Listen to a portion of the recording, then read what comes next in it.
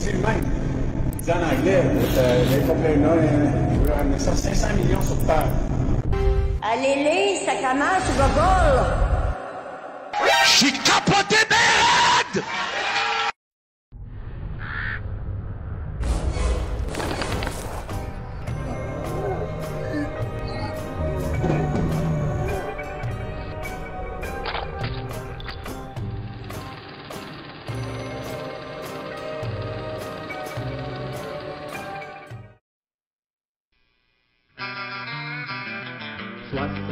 Pour 100%. 70% pour 100%. Show radio classable le moins réduisable ou résumable. Sérieux, humoriste et humain. 70% pour 100%. 70% pour 100%. Bonjour, ici Réal V. Benoît et Claude R. Knight, qui, accro tout comme vous, savoure présentement 70%. Bonne écoute.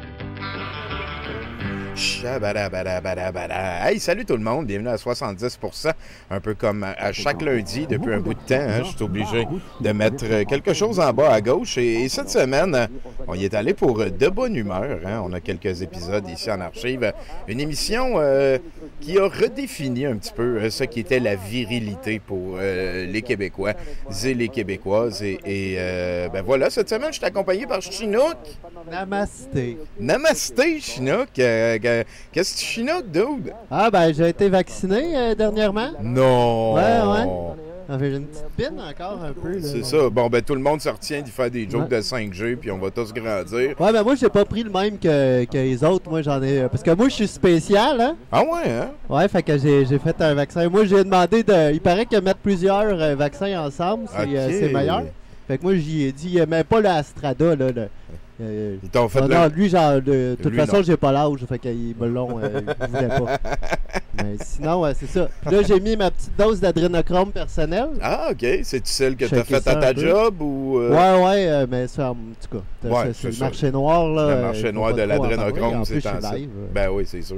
Puis toi, tu travailles pour Big Gates. Ouais, mais là, les vacances s'en viennent, hein.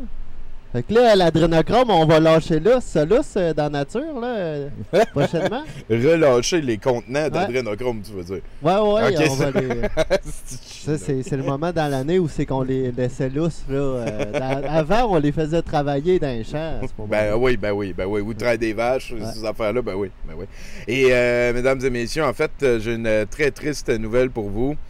C'est pas vrai qu'on va avoir de bonne humeur en bas à gauche. Tout simplement parce que Pacou est là, ça précise, hein, Pacou?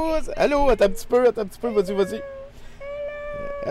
Pacou est là, je sais pas si vous vous en souvenez, mais Pacou, c'est une amie, c'est une artiste visuelle, et elle venait occuper le bas, en bas à gauche, pendant les shows qu'on fait au musée. C'est une tradition qui est né jadis, hein, c'est au Brouhaha aussi. On avait un artiste visuel à chaque semaine qui faisait une œuvre qui est ensuite vendue à l'encan. Là, c'est un petit peu plus difficile de faire les encans, mais ça se fait en ligne. Pour l'instant, ben voilà, les choses évolueront. Écoute, très content de te revoir. J'avais oublié que tu avais déjà une œuvre de commencer qui était très thématique. Hein? On recommence. Où est-ce qu'on est parti? Écoute, c'est comme si je n'étais jamais parti. Effectivement. Et je peux en profiter juste pour satisfaire toutes les personnes impliquées. Elle est à plus de 2 mètres de nous. Absolument. Elle s'est lavé les mains en rentrant et j'ai quand même insisté pour qu'elle garde le masque. Qu'on fasse sûr d'être tight avec ça, ce serait pas le temps de partir de quoi de pas fin. Sinon, on est tous vaccinés, même Chinook qui vient de nous rejoindre. Absolument. Une affaire à la fois. On fait ça selon les règles. Je suis vraiment très content de te revoir, Pacou. Ça fait plaisir d'être de retour. Fait que je pense qu'à partir de maintenant, on peut... t'es tout le temps la bienvenue. Tant qu'on est ici au musée. Sinon, ben, les shows retransférés au Brouhaha, c'est quelque chose sur lesquels on est en train de travailler. Je dis on, ça n'inclut pas la personne qui parle, c'est plus Nathan qui est en train de gauler ça. Moi, je suis adamant, je ne veux pas retourner au Brouhaha tant qu'on n'a pas la capacité, la possibilité de continuer à vous offrir, vous qui êtes peut-être sur la Côte-Nord, en France ou ailleurs, de pouvoir continuer à suivre les soirées avec nous. C'est quelque chose qui me tient beaucoup à cœur. Donc, voilà, ça a été décidé. C'est comme ça que ça va se passer. Merci beaucoup de votre patience et de votre concours et je vous souhaite une excellente soirée. On va pouvoir regarder Paco. Est-ce que tu te rappelles un peu c'était quoi peut-être tu peux je sais pas, nous parler un petit peu de l'œuvre que tu es en train de faire. C'est Mr. Fake News. C'est ça. C'est dans le fond, c'est basé. Juste avant la deuxième vague, on avait une recrudescence. Déjà, ça commençait. Juste avant le gros confinement, les 6 mois qu'on vient de passer. Oui, qui durait 28 jours. Exactement, le 28 jours qui a duré le 3 quarts d'une année. Mais c'est ça, genre, on commençait à avoir une recrudescence des gens qui voulaient faire peur, puis qui étaient comme, oh mon Dieu, là, ils vont nous forcer à avoir le vaccin. Déjà, la peur s'installait, puis les fake news. Et tout le charabia, en tout cas, c'est ça. Fait que j'y suis allée avec le média traditionnel. On prend la mauvaise nouvelle et on le sugarcoat tellement que c'en est délicieux pour les yeux, mais ce n'est que du poison. N'écoutez pas les gens qui font juste dire des conneries. Ben oui, ça vaut la peine de se développer une petite hygiène. D'ailleurs, depuis qu'on s'est vu, on a commencé quelques projets pour essayer de tirer les gens un petit peu vers le centre, un peu tout le monde. Exactement. Ça a été commencé avant la LMMM. Oui, avant les Mercronspi, avant la Ligue des manifestations de Montréal. Et voilà. Et j'ai entendu dire que chez toi, où tu vas entreposer la peinture, c'était entre des statues vibratoires à très haut degré de positivité et d'amour. Absolument. Écoute, elle était bien protégée dans ma chambre. Écoute, il y a plusieurs trappes à mauvais taux vibratoire. Il n'y en a pas une crise qui rentre. Chez nous, c'est une zone neutre, purifiée, aseptisée. Voilà. Quand tu rentres chez nous, tu fusionnes avec le Purel, c'est simple. Et voilà. Ben, ça sent l'amour vibratoire. Je suis très content de te revoir, Paco. Donc, voilà, ça va pouvoir nous amener vers ce 70%. Et ensuite, le set de VJ du très mystérieux Monsieur Renard. Hein. Je laisse ton micro allumé. Tu parles quand tu veux.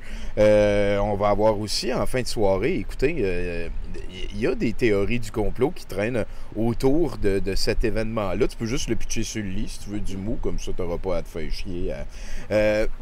Michel Brûlé aurait, sous toute réserve, vraisemblance, décédé dernièrement au Brésil.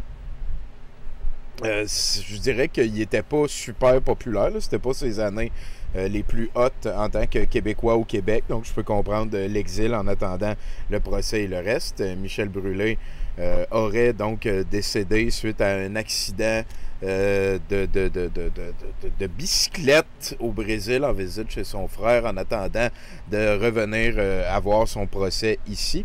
Donc voilà, hein, il y a un film, on se souviendra, j'en ai parlé souvent, on l'a écouté, je pense, une fois ici.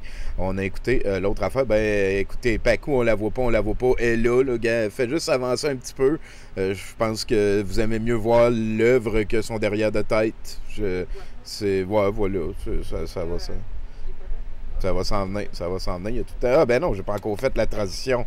Je comprends. Calice de sans dessin. Je comprends ce que vous voulez dire. Je m'excuse tout le monde. D'ailleurs, je me demande si on n'a pas parlé si Michel Brûlé portait son casque. En bicyclette. Au moins, ça serait peut-être Big Brûlé qui aurait, je sais pas, Big Bessic qui aurait, désolé pour pratiquer ça, son casque. Ben oui, exactement. On ne sait pas à ce moment-ci. Donc voilà, hein, on a écouté dernièrement, c'est parce qu'il y a plus qu'une version. Moi, je n'avais une qui m'a été donnée par un ami. Il y en a une autre qui nous venait de Benoît Rodrigue, qui est un ami de chez Kino. Et on avait écouté la nouvelle, qui était comme la cote des jumeaux cosmiques. Il y avait plus de Daniel Laflamme dedans. Je suis un gros fan de Daniel Laflamme. Je trouve que le gars est génial et tout. Mais on se retrouve... oui, ben je sais, j'ai compris, je m'excuse. Et on se retrouve donc à ce soir, on va écouter l'autre version, la version qu'on avait écoutée sur Douteux TV. Ça n'incluait pas la post-prod. Et ceux qui ont vu la première version, parce que ça fait pas si longtemps que ça qu'on l'a écouté, ça fait genre moins de 6 mois, vous allez... c'est excellent. Je pense que la version qu'on a ce soir est beaucoup meilleure et ça implique donc de la post-prod. Tout le monde devrait être très content. Ça va nous amener à parler de notre... avec aussi Marc-André, si tu nous entends, Marc-André Siege, tu peux téléphoner. Marc-André, en fait, on s'est rencontrés sur Facebook, hein, comme tellement de relations dans cette année 2021. Et il m'a dit qu'on était rough un peu avec les coachs. Puis je dois admettre que coach de vie en particulier, c'est certainement la job pour laquelle mon niveau de respect et d'ouverture d'esprit est le plus bas présentement. Peut-être militaire et ces affaires-là, encore moins, je ne sais pas. Mais bon, là, il m'a dit, ouais, vous êtes un petit peu sévère avec ça et j'aimerais ça essayer de renverser un petit peu votre idée, de reconstruire ça. Je ne me rappelle pas les mots exactement. Salut Marc-André. Salut Tommy, ça va bien? Ça va super bien. Merci beaucoup de participer à cette aventure-là. Écoute, j'ai ta face souriante ici. T'es pas tout le temps souriant comme ça. La plupart du temps, oui. J'aime bien ça montrer mes dents. Tes dents pristines, ce serait l'adjectif à ce moment-ci. Hey, est-ce que tu peux, en commençant l'entrevue, me parler de ce que tu vois par la fenêtre dans la pièce où tu es? Dans la fenêtre de la pièce où je suis? Oui, ça va nous aider à nous situer, là. Je vois ma cour. Mais encore? Dans la pièce où je suis, je vois ma cour, je vois des arbres, je vois le ciel, je vois de la pluie un peu aussi. OK. Ben, c'est bon, on peut avancer avec ça. T'es pas DM de jeu de rôle, toi, hein? Hein? Non. Mais... dans le fond, comment on devient coach de vie? Peut-être, non. Parle-moi de ton parcours avant, parce que là, toi, t'es rendu un coach de quoi? C'est coach de quoi? Ben, c'est ça, là. Moi, mon angle, essentiellement, ma business, c'est beaucoup la perte de poids. T'sais, les gens, ils se tournent vers moi parce qu'ils veulent perdre du poids. Fait que, un peu comme je t'ai expliqué, moi, je suis un ancien prof de français. J'étais prof avec des élèves en difficulté. Secondaire 3, 4. Et j'avais une passion pour tout ce qui était entraînement, alimentation, tout ça, ça m'intéressait. Puis j'avais un peu l'esprit entrepreneur aussi, fait que j'ai eu le goût de commencer ça, de me lancer là-dedans, puis je suis devenu entraîneur personnel. Ça a été ça un peu ma deuxième job. J'ai fait ça sur le side pendant un petit bout de temps. Et j'ai rencontré quelques personnes, surtout des femmes à ce moment-là, qui se tournaient vers un entraîneur personnel pour perdre du poids. Parce que c'est souvent ça qu'on a en tête. On pense qu'un entraîneur personnel va réussir à nous faire perdre du poids. OK. Et puis, j'ai connecté avec ces gens-là, puis je me suis rendu compte des attentes qu'il y avait en lien avec ça. Puis qui pensaient que pour perdre du poids, il fallait faire bien de la course ou bien des squats, puis des trucs comme ça. Puis, j'en suis venu à m'intéresser à faire ça, à savoir comment les gens changeaient, comment les gens arrivaient à perdre du poids. Et puis, finalement, j'ai été capable d'aider ces gens-là à leur montrer que ça passait par des petites modifications de comportement qui sont souvent des choix alimentaires, des décisions du quotidien. OK. Et puis, justement, ces femmes-là ont eu des pertes de poids vraiment impressionnantes. Des femmes qui sont passées de 250 livres à moins de 200 livres. Et tout ça, c'est fait de façon, ça n'a pas fait mal. OK. Bon, oui, ben si tu dis que t'étais... Fait que c'est comment ça marche? C'est que la madame désireuse de perdre du poids va te voir, puis là, tu passes une journée avec, puis tu lui dis, fais pas ça, tu lui tapes ses doigts, ou comment ça marche? Ben non, c'est que tu crées du matériel que tu leur transmets par la suite, puis c'est un peu ça qui était là. Dans le fond, je leur transmettais ça, je leur donnais ça, des guidelines, des petits trucs en alimentation, des petits changements à apporter à ce qu'ils faisaient déjà. C'est ça, attends un petit peu, là, excuse-moi, là. Tu veux dire, le matériel pour lequel tu es payé, c'est des petits changements, puis des exercices que tu leur proposes? Ben, là, je suis plus dans l'historique un peu de mon parcours, parce que tu m'as demandé qu'est-ce qui m'emmenait à devenir coach. Ouais. Fait que dans le fond, c'est ça. Fait que je te disais que c'est en rencontrant ces gens-là, c'était bien embryonnaire à ces moments-là, puis ce que je t'expliquais, c'est que je passais du temps avec eux autres, ils s'attendaient à ce que j'ai fait travailler vraiment fort. Mais finalement, ça finissait qu'on jasait un peu, puis je disais, ben, tu sais, as-tu pensé à ajouter telle affaire à ton déjeuner? As-tu pensé à peut-être pas acheter tel ou tel aliment qui commence à te nourrir? Des trucs comme ça. OK.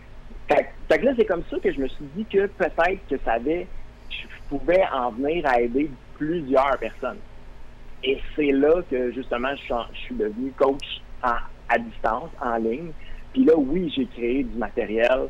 Oui, j'ai créé des choses que je donne aux gens quand ils commencent à travailler avec moi, qui est un peu un résumé de ma philosophie, un peu en alimentation puis en changement d'habitude. Quand tu dis que tu donnes du matériel, c'est quoi? C'est des clips? C'est des listes d'aliments? Parce que ça fait 2 fois que tu reviens à ce mot-là, puis j'aimerais ça en apprendre plus sur ce que c'est du matériel pour toi. Ben, ce que je fais, dans le fond, c'est que je fais des documents PDF, avec un petit vidéo de moi qui parle de peut-être 5 minutes, un PDF, puis qui explique des comportements bien simples que ces gens-là peuvent implémenter dans leur vie relativement facilement. Je réponds à ta question?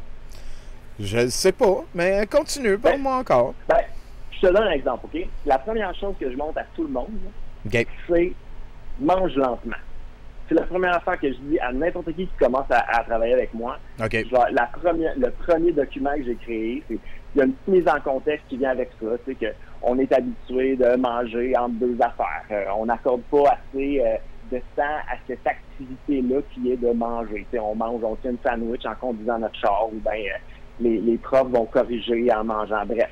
Okay. Je leur explique que le premier comportement à adopter, c'est d'apprendre à s'ancrer dans le moment quand on mange. Donc, mange lentement. Puis là, je dis à mes clients, ben, tu fais juste ça pendant une semaine. C'est quand même... écoute, moi, je trouve que ça, c'est des vérités que ça vaut la peine d'actualiser chez tout le monde tout le temps. Là. C'est parce que là, les gens te payent pour que tu ailles jouer dans leur comportement. Ça veut dire qu'il y a une grosse relation de confiance entre toi et eux autres.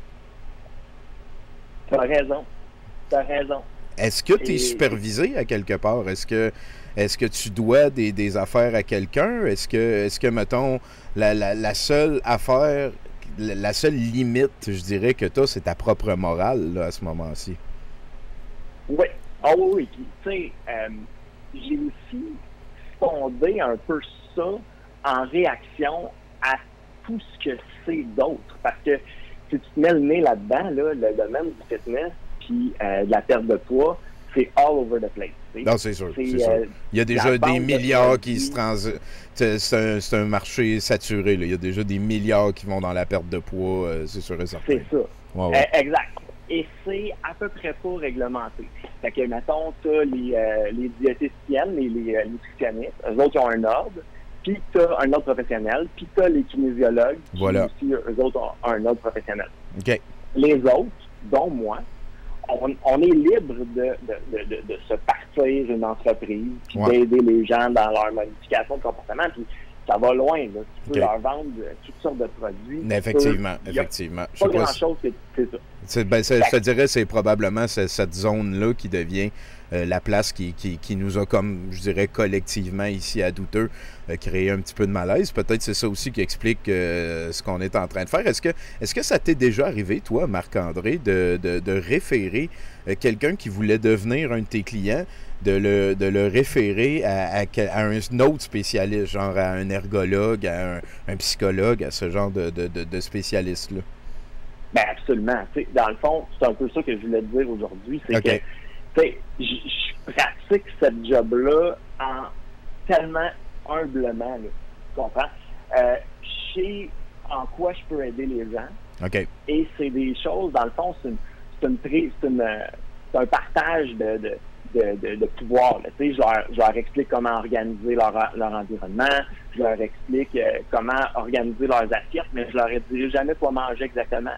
Je leur dis, bon, OK, essaie d'ajouter des protéines à tes repas. Fait que là, les gens, ils veulent savoir exactement quelles protéines. Mais je sais pas, les protéines que t'aimes, celles qui fit dans ta vie, celles, Fait que moi, tu comprends, c'est que je vais jamais faire de prescription de rien du tout. Ben non. Comme je t'ai dit, c'est ça.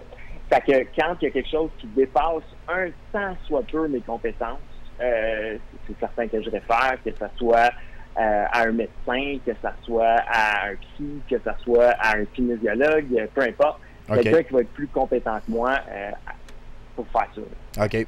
Là, je vois qu'il y a une dame qui s'appelle, je présume une dame, là, mais il y a une Andréane qui est sur le chat sur Twitch et qui dit que tu as changé sa vie. Tu as réussi à lui faire perdre du poids et à acquérir un mindset qui me convient. C'est une grosse phrase, ça. C'est une grosse réalisation. Comment tu vis ça? C'est beaucoup parce que c'est ce que j'essayais. C'est sûr que quand on a commencé à jaser, j'ai jamais jasé en podcast. C'est ça, j'étais un petit peu perdu dans ce jeu, mais c'était un peu ce que je voulais t'expliquer. C'est que les gens qui entreprennent ce genre de démarche-là, c'est fou la pression qu'ils se mettent. Et ils s'imaginent tout ce qu'il y aurait à faire. Et il y a aussi toute l'image que l'industrie leur renvoie sur ce qu'ils devraient faire. Fait que ça fait que quand ils commencent, ça prend énormément de motivation, puis ils se disent qu'ils vont résister jusqu'à temps qu'il y ait les résultats qu'ils veulent, puis qu'à un moment donné, on verra, on dealera avec quand ça sera terminé. Okay. Moi, je pense qu'une de mes qualités avec mes clients, c'est de leur ramener ça aux petits pas, aux petites victoires. Puis tu sais, ça me fait rire un peu le titre de ton émission, c'est 70%. Qui fait référence à la moyenne, à ce qui est bien correct. Effectivement. Moi, dans le fond, c'est ce que je dis à mes clients aussi, c'est good enough is good enough. Puis je pense que ce qui leur plaît autant dans cette façon de faire-là, c'est ce côté-là pas intimidant qui les aide à justement s'enlever cette pression-là, être capable d'aller à l'essentiel, puis aussi se permettre des moments où ils ne seront pas parfaits. Puis souvent, dans toutes les autres méthodes de fitness, quand ils sont pas parfaits, ça les amène à abandonner. Tu comprends? Oui. Et je pense que c'est ça qui fait la grosse différence dans ma façon de présenter ça, parce qu'on s'entend, la perte de poids, c'est un déficit calorique. C'est une loi, la loi de la balance énergétique. Il faut juste aider les gens à y adhérer dans une façon qui n'est pas trop contraignante. C'est pas trop. C'est ça, exactement. Oui. Pour les aider à trouver la meilleure façon pour eux. C'est là-dedans que je suis bon. Là, je sais qu'il y a une dame là, qui nous a écrit et qui t'a écouté et tout. Il y a un autre aspect de ça qui implique une temporalité. Je ne sais pas, le matériel que tu fournis et ces affaires-là, les rencontres, je ne sais pas comment c'est chargé, ces affaires-là, mais est-ce que ça t'est déjà arrivé de dire à quelqu'un qui était dans un... je veux pas dire je mets guillemets, là, mais dans un traitement avancé, est-ce que ça t'est déjà arrivé de dire à quelqu'un qui manquait d'argent, c'est pas grave, oublie ça, on continue, parce que ce qui est important, c'est toi, mettons? Oui, puis je pense que probablement, justement, Andréane qui était dans ton chat, je pense qu'on a déjà fait quelque chose comme ça pour elle pendant... Oui, ça arrive. Parce que moi, j'entends que tu as un discours moral. Moi, ça c'est primordial pour mon approche des choses. Je suis beaucoup comme ça. Il y a... c'est quoi la différence entre toi et un gourou de secte? Tu sais, je pense que dans la perception... Les gens, quand ils commencent quelque chose comme ça, ils ont besoin de quelqu'un à qui ils vont faire confiance, puis quelqu'un qui les inspire. C'est moi, quand les gens parlent de moi, j'entends souvent ça. Ils vont dire que je suis inspirant. Tu m'écoutes jaser un peu, tu vois bien que je suis articulé, je suis capable je suis capable de formuler les choses pour que ça soit compréhensible. Mais tu sais, ça reste quand même un certain culte de personnalité. Je comprends cette affaire-là. OK. Mais comme tu dis... T'es en train de me dire un petit peu que le fait que tu sois beau puis maigre, ça doit aider ta job avec les madames. Un petit peu. Je te dirais... Tommy, ça fait 7 ans que je fais ça, tu comprends? OK. Peut-être qu'au début, ça a dû jouer. Sauf que là, à un moment donné... ce qui fait que j'ai 260 clients en ce moment, puis que finalement, j'ai des employés maintenant qui travaillent pour moi, tout ça. On est ailleurs, tu sais. Je suis encore le visage de cette affaire-là. Je pense qu'il y a un côté, les gens, je dois inspirer une certaine confiance. Oui, c'est ça. Mais je pense pas qu'on s'arrête. Dans mon cas, personnellement, c'est pas une question d'image, je pense. Mais tu sais, ta question est dure parce que j'ai pensé, puis je me doutais bien que tu allais me poser la question. Puis, tu sais qu'on est du même bord. Ben écoute, Marc-André, full disclosure, moi, ça a été longtemps la chose qui faisait que je voulais pas faire d'argent avec Douteux parce que ça fait 20 ans que le monde m'appelle gourou. Tu sais, que comme tu dis, je suis charismatique, je parle à du monde, j'ai un message qui est un petit peu plus large que juste le présentiel, ces affaires-là. Il y a toutes sortes d'aspects qui reviennent. Je pense qu'au final, moi, les personnes qui ont fait le check and balance, les personnes qui m'ont gardé moral, ça a été mes alliés. J'ai beaucoup d'amis, Bruno notamment, qui va venir parler, qui a la même coupe de cheveux que toi, plein de gens qui sont proches de moi et tout. Je dirais sans mes amis, moi, c'est ma plus grande force dans la vie. Puis là, si tu me dis que tu es rendu avec des employés, je trouve que c'est une bonne chose. Je trouve que c'est bien que tu ailles des gens qui peuvent t'aider à amener ton message ailleurs qu'à Marc-André, genre. Oui, puis absolument. Puis dans la poutine interne de ma compagnie en ce moment, je suis à leur passer la POC énormément, tu sais, parce que je ne veux pas quand c'est sur... Ben 260, tu veux pouvoir garder un lien aussi avec le monde avec qui tu parles. Là. Andréane, sûrement qu'elle aime ça te parler. Fait que si tu y reparles, tu sais, c'est pas comme, mettons, j'ai 3 minutes pour toi, et après ça, il faut que je parle à Chantal, puis vite, là, tu sais. Non, absolument pas. Ils ont tous mon numéro de téléphone. Pas mon numéro de téléphone, mais ils ont tous un lien qui peuvent réserver une plage horaire pour jaser avec moi. Oui, absolument. Mais je suis vraiment en train de passer la POC à ces gens-là qui, dans le fond, comprennent où je veux en venir. Ils ont un peu appris avec moi aussi. Ils ont reçu une formation aussi qui les légitimise dans l'application, tout ça. Fait que, oui, mais... Parle-moi de ça, la formation, s'il te plaît, un petit peu. La formation, moi, je suis certifié par Précision Nutrition, qui est comme un organisme, dans le fond, c'est un organisme privé. C'est le docteur John Berardi qui a fondé ça. Dans le fond, c'est une approche très behavioriste de l'alimentation. Un peu dans ce que dans le fil de ce que je te disais tantôt. Avec tout le monde qui commence, la première fois, je leur dis, ils s'attendent à se faire donner un menu compliqué, puis de leur faire dire qu'ils vont boire du sucre de pomme, du vinaigre de sucre de pomme, de même, puis ils se font juste dire, tu manges lentement. Que cette compagnie-là, c'est un peu ça qui nous enseigne. Moi, dans le fond, j'ai fait une formation d'1 an avec eux autres, qui était une formation en ligne, mais où est-ce qu'on avait des études de cas à faire. OK. Des modules, des choses assez approfondies. Tu le dois plus rien à ces personnes-là. Je veux dire, t'es rendu ailleurs, t'es rendu dans ta job. Les employés que t'as, est-ce que tu leur fais faire cette formation-là aussi? Ou toi, tu leur fais un édulcoré ou ta version de cette formation-là?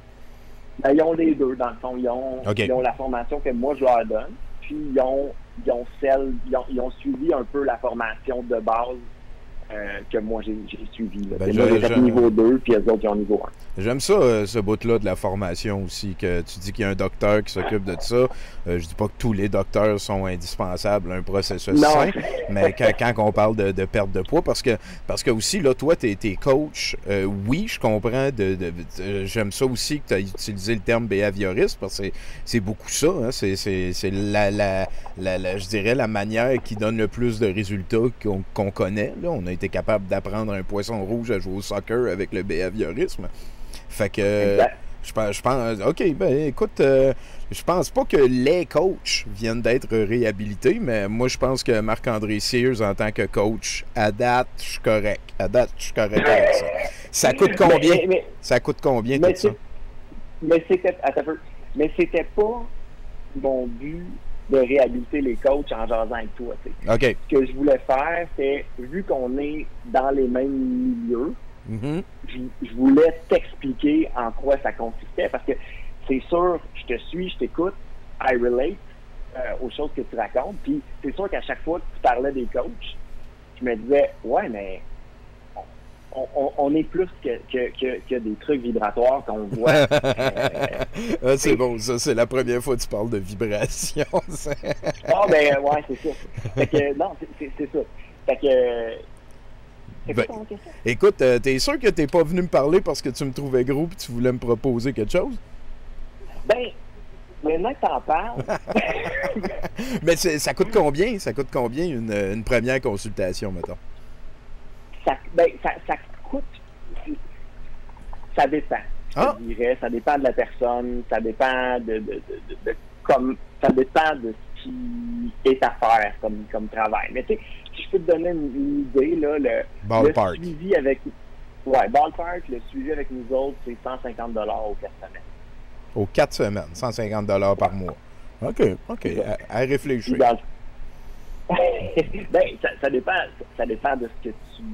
Je comprends. De tes priorités, puis de comment toi tu le feels. Puis, si c'est une priorité pour toi, ben, ça se peut que cet argent-là va trouver cette place-là dans ton budget. Ça dépend vraiment. Ben, écoute, Marc-André, j'ai vu que tu étais dans le chat tantôt. Tu nous l'as dit. Tu vas partager ta page Facebook. Je vais la mettre aussi dans la description du show. Je te remercie beaucoup. Je trouve que c'était courageux de ta part de venir nous parler. Moi, je pense que c'est pertinent d'aider les gens à maigrir. Je pense que il y a manière d'être coach positif dans la vie. Puis il y a personnes qui sont allées te voir, qui étaient obligées d'aller te voir. Ça doit beaucoup être le bouche à oreille qui t'amène des nouvelles clientes, des nouveaux clients.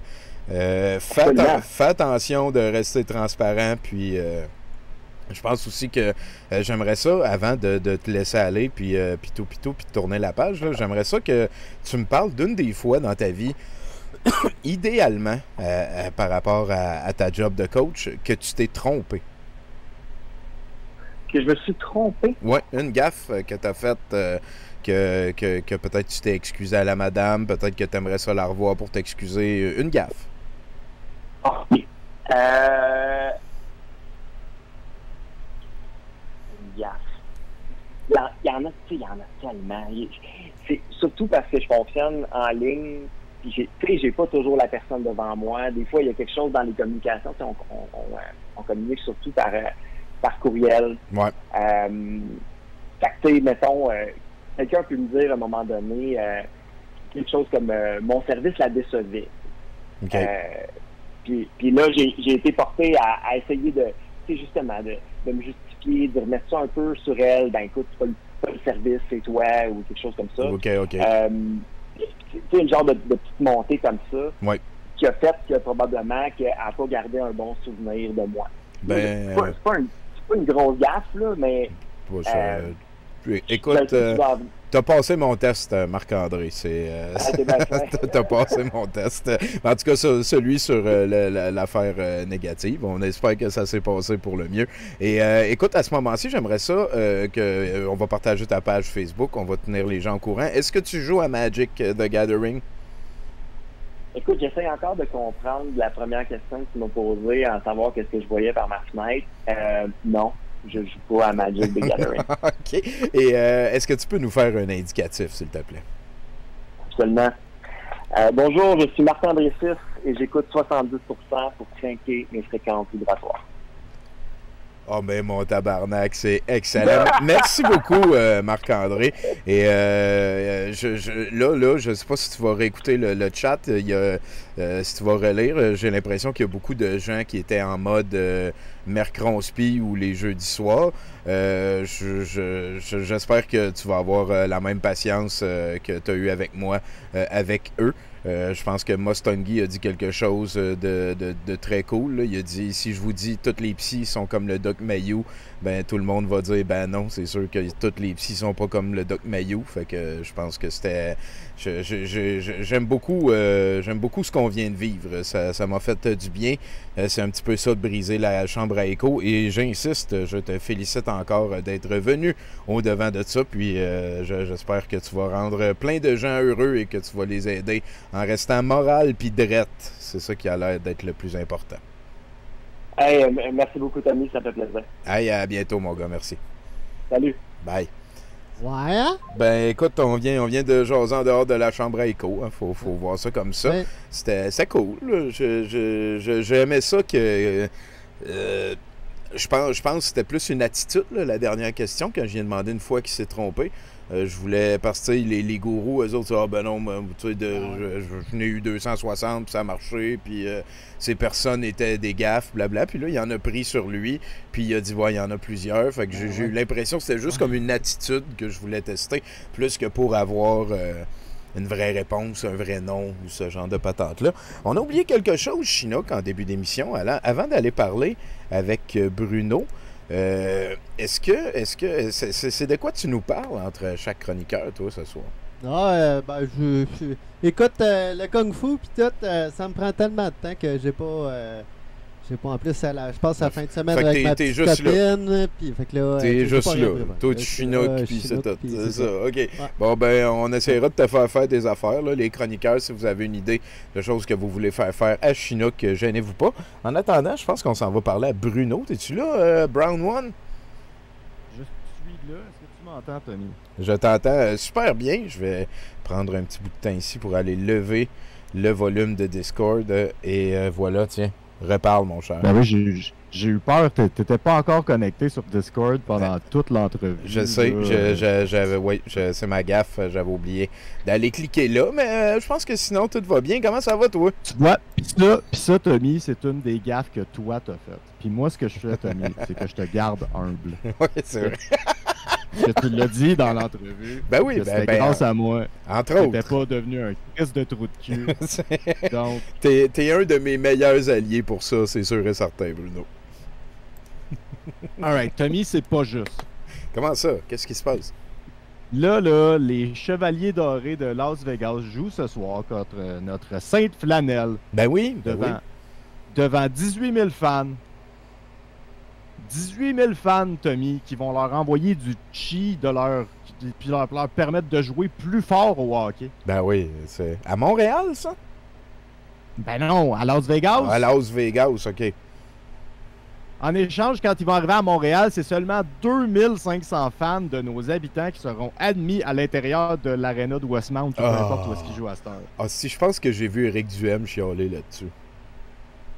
Ça, là, Tommy, ça veut dire, si on calcule bien, que les Golden Knights vont avoir 7,2 fois plus d'énergie vibratoire que nos Canadiens. Ta gueule! Et ça, Tommy, c'est 720% de chances de perdre pour les Canadiens. Hein? C'est exactement ça, les chances qu'on a contre un casino de Las Vegas, justement. Et ça, c'est un chiffre que je n'invente pas, Tommy. Ben non. Il est écrit sur ma feuille 3 lignes plus haut que ce que je suis en train de lire, là. Fait que si c'est écrit sur ta feuille, écoute, tu peux pas fausser ça, là. C'est comme un dessin, tu peux pas photoshopper ta feuille. Ça a été dit dans les médias, Tommy. Anyway, là, il y a Arruda et Legault qui se sont cassés la tête à écrire un tweet, hein, pour dire qu'ils vont voir ce qu'ils peuvent faire. Moi, j'y crois pas. Si seulement 2500 personnes peuvent entrer dans l'Arena Jubilee pour les games 3 et 4 de la série, je pense que personne ne va m'accuser d'exagérer si je dis que c'est l'équivalent de lâcher une bombe nucléaire sur le Canada au grand complet. Donc... Oui, c'est la même affaire, Bruno. J'avais oublié que j'avais écrit cette joke-là. C'est-tu parce que j'ai parlé d'Éric Duhem que... Je pense même pas. Sinon, ailleurs dans les nouvelles, une pétition sur change.org demande à ce que Jeff Bezos achète la Joconde et la mange. Et la raison pour laquelle je dis ailleurs dans les nouvelles, c'est que c'est une nouvelle qu'on peut trouver sur le site de TVA Nouvelles. Et comme c'est une nouvelle de la plus haute importance, c'est parce que le site de TVA Nouvelles est un site de nouvelles de la plus haute importance, je vais décortiquer un peu ce qui se passe pour voir, pour faire du fact-checking un peu, puis pour s'assurer qu'on a la bonne information par rapport à cette nouvelle de la plus haute importance, je le répète. OK. Tu es en train de me dire que de toutes les pétitions sur change.org qu'il y a, TVA a décidé de parler de celle qui demande à Jeff Bezos d'acheter et manger la Joconde, la peinture. C'est correct, Tommy, c'est le sac de chips. Tu te souviens, nous autres, on dit que les médias, c'est de la marde depuis 20 ans. Me semble, là, si je t'en ai de prendre pour TVA. Donc, c'est pour ça que moi, j'essaie de ramener ce réflexe-là un peu. Voilà, je t'écoute, désolé. Comme mise en situation, hein, Philippe Melbourne Dufour affirme que depuis qu'elle a été peinte par Léonard de Vinci au début du 16e siècle, donc à date, tout est vrai, c'est vérifiable, et on continue, personne n'a tenté de manger la Joconde. Alors là, permettez-moi d'émettre un doute. On sait pas. Puis il faut rajouter peut-être un... C'est possible d'affirmer une chose aussi large, avec une connotation aussi lourde. Hein. On parle ici de l'une des peintures les plus célèbres et importantes jamais créées. Admettons que depuis qu'elle a été peinte, il y a une personne sur Terre par génération qui souffre d'un pica spécifique aux œuvres d'art. Ça veut dire qu'avec cet estimé extrêmement conservateur, on est devant au moins 20 personnes souffrant de ce pica spécifique. J'aurais de la difficulté à croire qu'aucune de ces personnes n'a tenté de manger la Joconde. Je dis pas que c'est nécessairement arrivé, juste que de supposer que personne n'a jamais essayé de manger la Joconde me semble très hâtif et sans substance. Effectivement. Contrairement au sujet général de l'article duquel on est en train de parler d'ailleurs. Ce gars-là, ça va s'asseoir, mon gars. Continue, excuse-moi. On continue donc dans les méandres de cette enquête journalistique. Fuck you, enquête journalistique. Ok, excuse.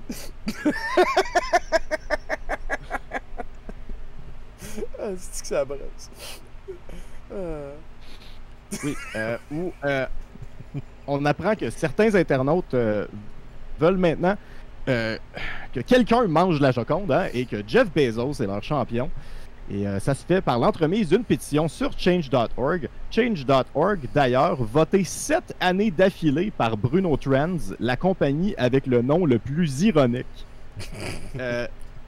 D'ailleurs, fait intéressant, hein, si vous me permettez une tangente, Change.org est une entreprise incorporée qui génère du profit, hein, principalement par les achats publicitaires permettant de faire de la promotion de la pétition directement sur leur plateforme avec des clients comme Amnesty International, Sierra Club et la compagnie de téléphone cellulaire Credo Wireless.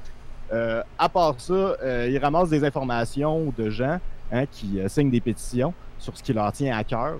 Mais ça, je vois pas vraiment comment des informations comme ça pourraient permettre à une entreprise de générer du profit. Non, non, pas. Ben oui, c'est sûr. Ça et là, Tommy, on arrive au bout. Est-ce que ça me tente plus de parler de ça? Mais malheureusement, je me suis engagé. Donc, on continue. Hein. La pétition a été créée il y a 1 an, mais n'a pas réussi à ramasser beaucoup de signatures jusqu'à récemment. On n'apporte pas d'explication possible pour la recrudescence de ces signatures. Par contre, permettez-moi d'en proposer une. Hein. Quelqu'un a parlé de cette pétition spécifique-là sur son channel YouTube ou sur son Twitter ou quelque chose du genre. Ben oui. Les médias traditionnels, qui n'ont aucune imagination, ont commencé à parler chacun à leur tour de la pétition, faisant augmenter le nombre de visites et de signatures par le fait même, comme une prophétie autoréalisatrice presque. Ouais. Là, fait que pour vous tenir au courant, on est rendu à proche de 5000 signatures au moment d'écrire ces lignes. Et je vous implore, si vous ne signez pas cette pétition, posez au moins un geste à valeur sociale égale aujourd'hui, comme installer une pancarte, klaxonner si vous aimez klaxonner sur votre balcon, ou crier après votre caca. Sacrément, Bruno. D'ailleurs, parlant de caca, depuis jeudi, là, j'ai les cités de caca dans la tête. Ben écoute, c'est sûr que oui. Je me rends compte qu'il me reste un gros bout de chronique, mais je pense qu'on peut arrêter ça là. Ben non, let's go. Ça fait longtemps que je parle de ça. Non, envoyez. Je l'apprends. All right. Écoute, qu'est-ce que tu dis, Tony? Tommy, qu'en est-il des facteurs économiques de cette enquête? On nous apprend sur TVA Nouvelles que le price tag mis sur la Joconde par son propriétaire, l'homme d'affaires français Stéphane Distinguin. Oui, j'ai checké. C'est pas une joke. C'est son nom. Il s'appelle Distinguin. Distinguin, parfait. Il paraît qu'en langage des signes, ça se dit en levant son petit doigt tellement haut qu'il casse. T'as fait rire Chinook. Anyway, selon ce monsieur distingué, ou en langage des signes, il serait prêt à laisser aller la Joconde pour 60 milliards de dollars américains. Et ça, c'est seulement 30% de la fortune de Bezos, ou 4000 fois plus que le revenu annuel de Change.org. Tout ça pour dire que si quelqu'un devrait l'acheter, c'est lui. Dernière information primordiale, Bezos n'a pas indiqué s'il avait l'intention de se plier aux volontés des internautes encore. Bezos, il risque de se mettre l'Internet à dos. 60 milliards pour la Joconde, tu me niaises. C'est pas ça qu'elle vaut, mais c'est ça qu'elle coûte. Si c'est pour la manger, le gars, il a dit, je la vends à 60 milliards. Ouais, je pense que si c'est pour n'importe quoi, je pense c'est comme un gars qui ouais, c'est pas ça qu'elle vaut, mais c'est ça qu'elle coûte. À la hauteur de 60 milliards de dollars. Je comprends. Monsieur Distinguin. Voilà. Monsieur Distinguin, voilà, il a le pouvoir de défendre les œuvres d'art à coût de 60 milliards de dollars. Hey, merci beaucoup, Bruno. Avec plaisir. Tu veux-tu dire quelque chose à Chinook? Parce que là, Chinook n'a rien préparé pour les chroniqueurs, mais il a dit qu'il chinookait. Ben ouais, je chinookais. Écoute, si jamais tu as un conseil fitness pour moi, Chinook, vu que tu viens de parler à un coach de vie qui est bon en fitness, fait que là, je me dis, tu dois avoir appris des affaires. Fait que c'est quoi ton conseil pour moi? Ah, ben, c'est bien simple, là. Va voir. C'est comment il s'appelait, donc? Marc-André Sears. Ouais, va voir lui, là. Il va t'aider. C'est bon, full circle, je pense. Moi, je dis, mange lentement. Ok, c'est bon. Merci. All right. Hey, à bientôt, Bruno. Et là, on vient de passer au travers d'un autre chroniqueur. J'aimerais revenir sur le Canadien, là, qui... c'est important, ça, puis on n'en parle pas assez, parce que, je sais pas si tu te rends compte, là, mais, tu sais, on le sait que le Québec, le Messi va venir libérer le Québec le jour où le Canadien va gagner la Coupe Stanley, puis qui va briser la malédiction de Patrice Arroy. Puis là, d'empêcher le peuple d'aller voir, assister au match, c'est comme si on empêcherait le peuple d'aller voter, d'assister à notre libération, tu comprends? Ouais, je comprends.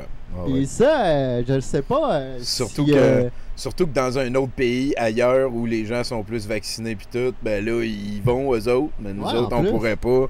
Et je sais pas ce qui va se passer avec tout ça. Je sais pas. Moi, j'ai rien qu'une affaire à dire sur ça. Vegas en 5. C'est une affaire qui a l'air de se tenir pas mal. La joke au sein de la famille, c'est que moi puis mon frère François, on a décidé de faire semblant qu'on était pour les Golden Knights de Las Vegas. C'est une niaiserie.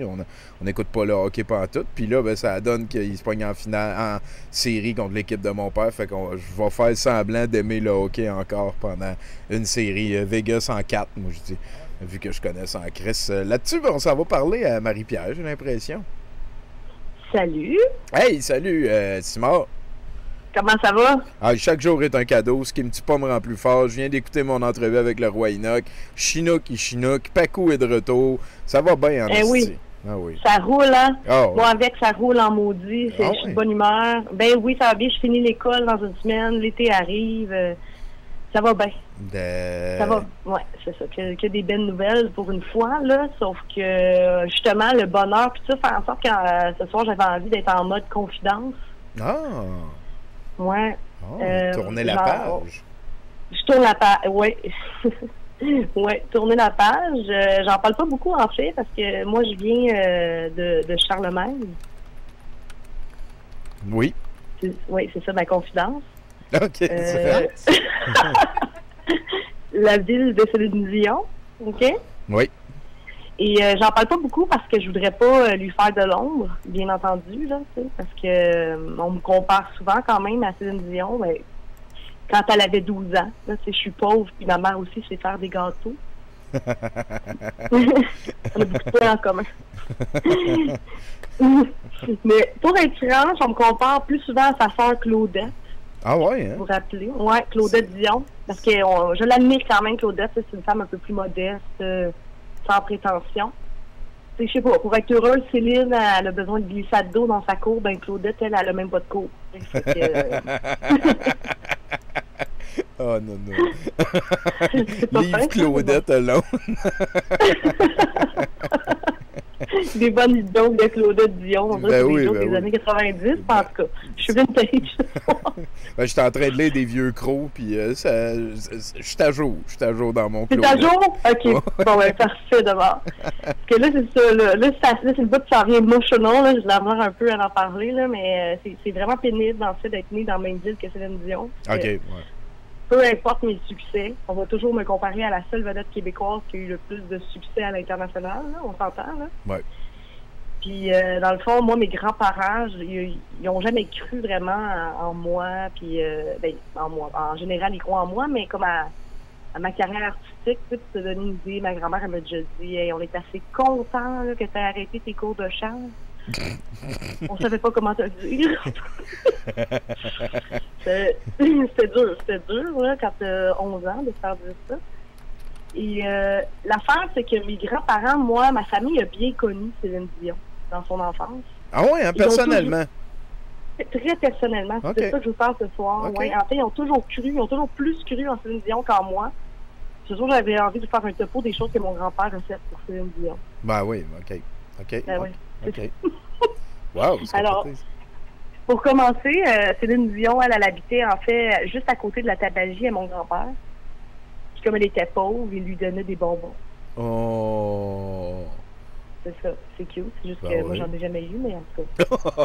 Ah, t'es en train de régler tes comptes avec papy aussi. C'est pas vrai, il m'a tout donné. Je suis pas le droit de faire ça, mais je continue mon personnage. Okay? Le coup qui coûterait. Ensuite de ça, c'est lui qui a tout construit les panneaux en bois à l'effigie de Céline Dion dans Charlemagne pour dire tout ce qui se passait dans sa vie. OK. Fait que ça, c'est quand même beaucoup de temps, je trouve, de sculpture et tout ça. Effectivement. Mais le summum de tout, c'est que c'est grâce à lui que le boulevard Céline Dion S'appelle Céline Dion. Ouais.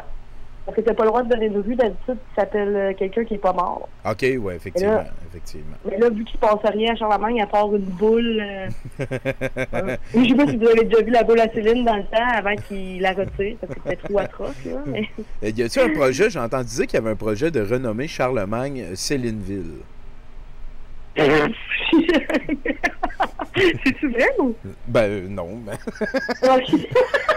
Tu vois comment je suis naïve, Tommy? Je veux dire, rendu là, oui, effectivement. Écoute, ça a bien marché. C'est ça, donc je me disais, crime, mon grand-père m'a pas dit ça. Il est tout le temps là à l'hôtel de ville en train de faire brasser les affaires pour qu'on fasse des choses pour Céline.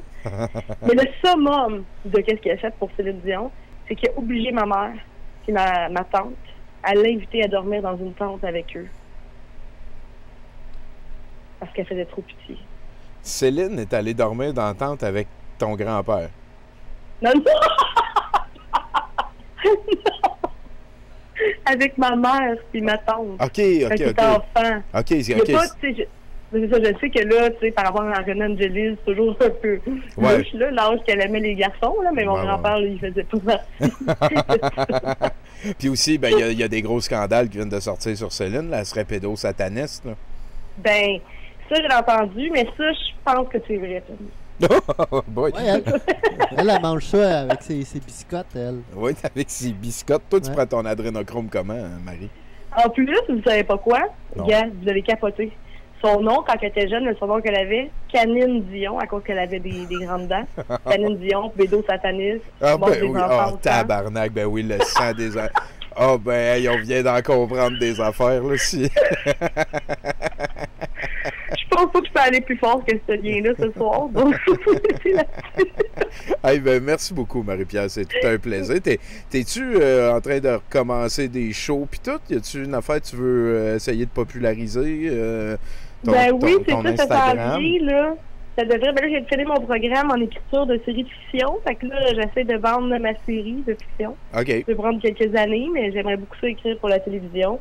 Et je recommence les shows aussi tranquillement. Là, je me remets dedans. Fait qu'on te suit sur ton Facebook de Marie-Pierre Simard, super vedette, oui. Page d'humoriste. Super vedette. OK, excellent. Ben, merci. Marie-Pierre Simard sur Facebook et Peter Simard sur Instagram. Ah, Marie-Pierre, Peter, ben oui, c'est vrai. Pourquoi qu'ils donnent des noms de gars aux filles, hein? C'est capoté. C'est ça. Écoute, ben merci beaucoup, Marie-Pierre, à bientôt. Merci à vous autres. Bye. Bye. Puis Chinook. Moi, mon plus grand souvenir de Céline Dion, c'est quoi? C'est en 98, je pense, Titanic, là, quand Titanic est 97, je pense. Ouais, la toune de Titanic. C'est surtout quand elle se donnait un coup, là. Elle se donnait un coup sur le cœur. Il paraît qu'elle s'était presque fêlée une côte, hein, à ce moment-là. Ah, écoute, tellement d'émotions. Tu peux pas te retenir, là. Faut que ça pétard. Puis à l'école primaire où c'est que j'ai été, on avait fait un petit journal de toutes les 3e années. OK. Puis il y avait une question qui était quelle est ta chanson préférée? Et c'était presque à l'unanimité la toune du Titanic. De Céline Dion. Ouais. Toi, c'était quoi ta toune préférée? Oh, je savais pas quoi écrire. Je pense que j'avais écrit besoin d'une job, là, quelque chose, donne-moi une job. J'avais vu le clip à TV. Là, bon, je savais de l'allure. Les colocs, c'est ça. C'est moins pédosataniste que Canine Dion. C'est donc ben niaiseux. Allez, on va être prêt pour toi, Jason, là, quand tu pognes le shit. Je sais pas si tu... bien, bonjour. Ah, ben voilà, hein, Jason qui a pris le Discord comme manière de venir nous parler. Salut, mec. Est-ce que tu m'entends bien? Je t'entends super bien. Parfait, Et là, je vais mettre ta tronche en premier. Parle-nous un petit peu, puis je vais switcher vers l'autre affaire. Hey, il peut être le roi Enoch, hein? Ça fait longtemps qu'on ne l'avait pas entendu. Oui. Une fois de temps en temps, je la ramène. Puis là, on est arrivé au bout des jouets avec le doute de notre ami Alexandre Larocque. Fait que je me suis permis de le remettre. Voilà. Ah, c'est tout le temps plaisant à écouter. En fin de semaine, Tommy, avait lieu un pèlerinage qui existait la 35e année que ça existait. C'est le Howard Day. As-tu déjà entendu parler de ça, Tommy? Howard Day, non. Howard Day, la journée de Howard. Ok, donc, non. C'est le gars des avions, ça? Non, c'est pas Howard Hughes, c'est Robert E. Howard, c'est le créateur de Conan, le fameux barbare, ben oui. interprété par Arnold Schwarzenegger dans le film des années 80. Robert E. Howard, je vais vous parler de lui aujourd'hui parce que je veux un peu renier avec les vieilles racines là, de 70% quand on faisait des critiques littéraires. On faisait ça, des choses comme ça. Ben oui. Ouais, puis j'aimais bien ça. Puis moi, Robert E. Howard, j'ai comme un genre d'obsession envers cet auteur-là. Le gars, il a existé dans les années 30. Puis, il vient d'un petit village qui s'appelle Cross Plains, dans le fin fond du Texas. Et depuis 35 ans, il y a à chaque année, dans la deuxième fin de semaine de juin, le village organise un festival dédié envers leurs plus illustres habitants. Robert E. Howard, il est né en 1906, mort en 1936. Il a laissé une très très grosse trace dans la culture populaire. Il est considéré par pas mal tout le monde là, comme étant le grand-papa de l'héroïque fantasy. Officiel. Tu sais, pensez le barbare avec son épée là, qui sauve la demoiselle contre le gros monstre. Mm-hmm. C'est pas mal lui qui a popularisé ça. Je dirais même Tolkien avoue s'être un peu inspiré de ses écrits. Robert E. Howard, c'est... juste pour mettre un peu dans le contexte là, de pourquoi ce gars-là est pertinent. Ben, premièrement, c'est comment un gars a pu créer des mondes aussi riches en venant d'un trou. Cross Plains, là, tu vas être un peu familier avec ça, Tommy Godette. C'est un boomtown minier dans le fin fond du Texas. Là. Ça a eu un gros développement économique à cause du pétrole. Puis quand est arrivée la crise économique, ça l'a tout craché. Robert E. Howard, il a grandi là-dedans, puis la plupart de ses écrits, c'est un peu comme un commentaire social là-dessus. Là. Quand on parle de Boomtown, c'est toute la criminalité que ça l'amène. Les gens qui se déplacent, qui viennent travailler là. Puis ici, en plus, là, t'es rendu de l'autre bord, là, dans l'espèce de bulle qui éclate. T'as plein de gens déprimés parce que leurs espoirs de Boomtown, ils viennent d'être sacrés à terre, puis ça va vite, là, ben oui. Ben oui, c'est ça. Puis tu remarqueras, là, je t'ai dit, Robert E. Howard, il est né en 1906, puis il est mort en 1936. Il est mort à l'âge de 30 ans. Wow. Lui, ce qui tripait, c'était... premièrement, là, c'est un immense beef. Là. Le gars, il fait 6 pieds coq. Il s'est mentionné dans sa biographie que j'ai lue que dès l'adolescence, là, il s'est mis à faire... Parce qu'il était beaucoup inspiré par les légendes grecques, les mythologies, ces choses-là. Okay. C'était le concept, là, très années 20-30, là, comment on dit ça, là, c'est le culte du corps pour supporter l'esprit. Là, il est très dans cette logique-là. Puis Conan, c'est un peu ça aussi. Là. Puis, fait que lui, ce qu'il faisait, c'est qu'il coupait des arbres à chaque jour. OK. Tu sais, comme il était vraiment beef, puis il faisait du combat de rue, de la boxe irlandaise, qu'on appelle. Ça, c'est la boxe pas de gants. Ouais. Si tu ferais un combat de gladiateur entre tous les auteurs de fantasy et de science-fiction, il y aurait des chances. Tu les mets tous dans une arène, là, c'est Robert E. Howard qui gagne. Parce que le gars, il a connu des vrais fights, puis il a transposé ça dans ses écrits. Tu sais. Ouais, il faisait de la recherche. Non, monsieur, l'argent, c'est de l'or. Robert E. Howard, il était très. Ce qu'il faisait, c'est qu'il écrivait des petites histoires pour ce qu'on appelle les pulp magazines.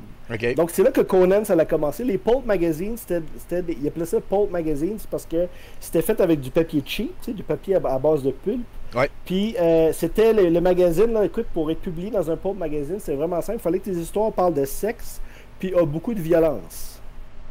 Fait que on reconnaît là tout de suite la signature de Conan. Ben oui. Il a beaucoup été critiqué là-dessus, Robert E. Howard, par rapport à ce que, bon, tu sais, on pense en Conan, c'est juste c'est un gros barbare tweet qui viole des femmes et qui tue des monstres. Mais il a écrit d'autres affaires. Puis moi, c'est surtout ça qui m'a assez fasciné dans ses écrits. Lui, au début, il s'essayait, ce qu'il voulait faire, c'était des histoires historiques. Par exemple, des histoires qui se passent dans le temps des croisades, dans des complots dans les cours de l'Italie du 15e siècle. Puis il arrêtait pas de se faire rejeter. C'était tout le temps comme « Ah non, c'est pas assez réaliste, c'est pas assez... ça respecte pas l'histoire, tel personnage n'a pas existé en même temps que tel personnage. » Fait que là, il a inventé l'âge ibérique. Fuck that, exactement. Il a inventé l'âge iborien. Le monde dans lequel Conan puis Kull, parce qu'au début il a écrit Kull de l'Atlantide, ouais. Mais ça c'était le brouillon de Conan, là, il l'a comme transité. Puis, fait que ça c'est une façon, il a placé l'âge iborien, c'est avant l'ère glaciaire. Fait que là il y avait toute la latitude qu'il voulait pour écrire n'importe quoi. Puis moi c'est ce qui me fascine des histoires de Conan, c'est que il n'y a pas de suite vraiment chronologique qui se tient. Ça, il tentait d'écrire une histoire de Conan est jeune voleur dans une ville. Ben, il écrivait ça. Là, la semaine après, Conan est un roi sur le trône de l'Aquilonie. Faut qu'il réussisse à résister aux tentatives de coup d'État parce que la noblesse ne supporte pas qu'un barbare est le roi. T'sais. Fait que t'as toutes sortes d'intrigues, puis ça lui permet de se promener là, sans avoir aucune contrainte là, chronologique. Là. C'est vraiment un free-for-all, all over the place, mais c'est ce qui, je trouve, rend la chose pertinente, là, ben oui, fun ben à oui. lire. Ça Puis, fait aussi comme des cartes de Magic pour raconter une histoire, vu qu'après ça, pour que tu refasses toi-même la chronologie, c'est quand même pas pire. Oui, d'ailleurs, la fameuse Black Lotus dans Magic, ça vient d'une histoire de Robert E. Howard. Bon. Puis Robert E. Howard, il entretenait une correspondance avec Lovecraft. Puis cette correspondance-là a été beaucoup étudiée par les spécialistes en littérature et ça. Puis ils mettent beaucoup les deux hommes en contraste. Lovecraft avait un peu une sympathie envers les mouvements fascistes là, qui naissaient au début des années 30. C'était un gars de la ville, très sophistiqué, mais en même temps, c'était un vrai nerd, là. Les affaires physiques, ça ne l'intéressait pas beaucoup.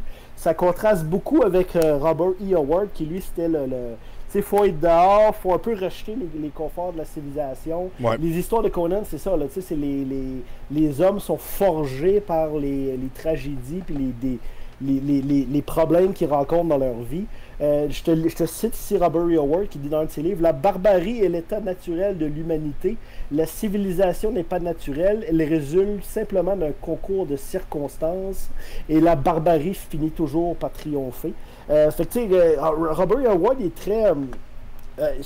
il existerait aujourd'hui, ça s'apparenterait plus comme au... je voudrais pas dire là, parce qu'ils ont un peu viré freak dans les dernières années, là, les survivalistes. Là. Il y a un peu de ça là, dans son. Sauf que lui existait dans le Texas des années 30. C'était pas mal plus rough que maintenant. OK. Puis c'est ça. Malheureusement, en 1936, il était un peu tanné de la vie de. Tu sais, ça allait nulle part, là, sa carrière d'auteur. Il y avait quelques petits succès, mais il y avait la misère à arriver au fin de mois. Puis quand sa mère a attrapé une grosse maladie, qu'elle est décédée. Parce que lui, il habitait chez ses parents toute sa vie. Là, il était dans le fin fond d'un village. Okay. Ben, il s'est suicidé dans sa voiture. Puis ce qui fascinant avec Robert E. Howard, c'est que il a été comme par la suite, c'est complètement oublié. Là, tout le monde se foutait de ces histoires-là. Puis c'est un monsieur dans les années 50 qui est tombé. Il avait lu ces magazines-là quand il était plus jeune. Il s'est rendu à Cross Plains chez le père de Robert E. Howard, puis il a donné, au fond, là, la boîte avec tous les brouillons, ces affaires-là. OK.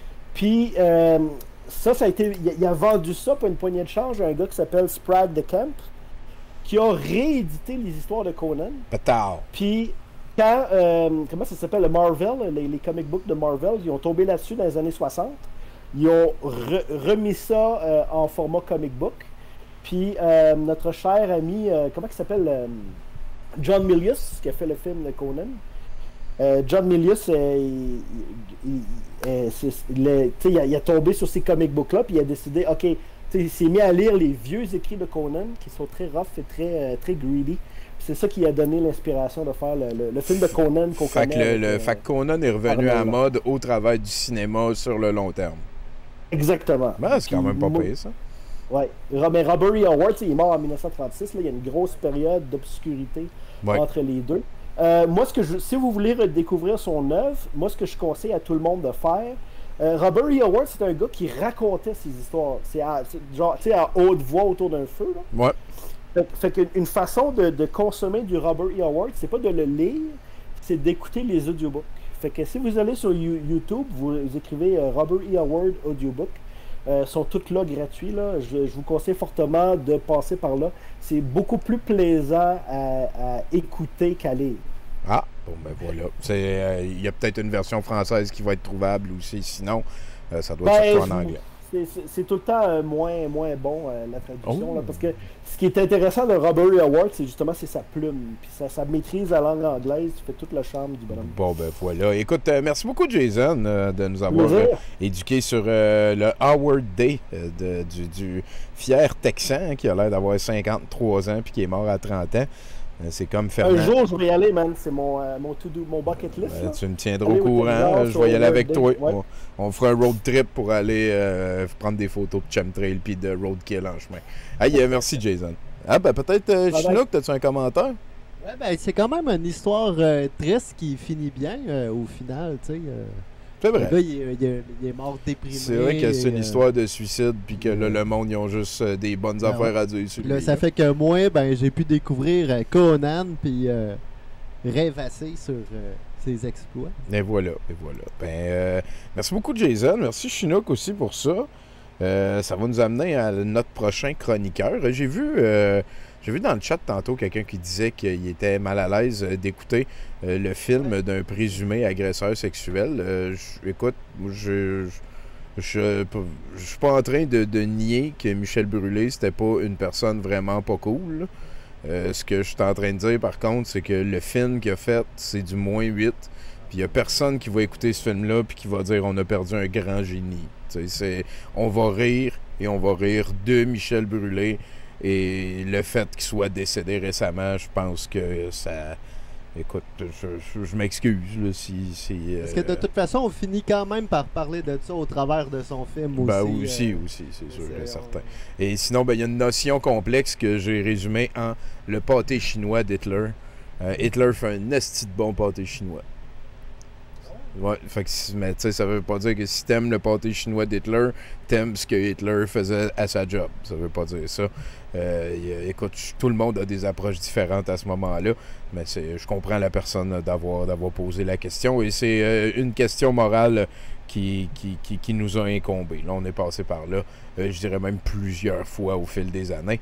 Ça nous amène à parler avec Caroline Filion. Salut, Caro. Allô! Allô la gang! Comment ça va? Ah ben, Colin, ça va rengaine, ça va rengaine.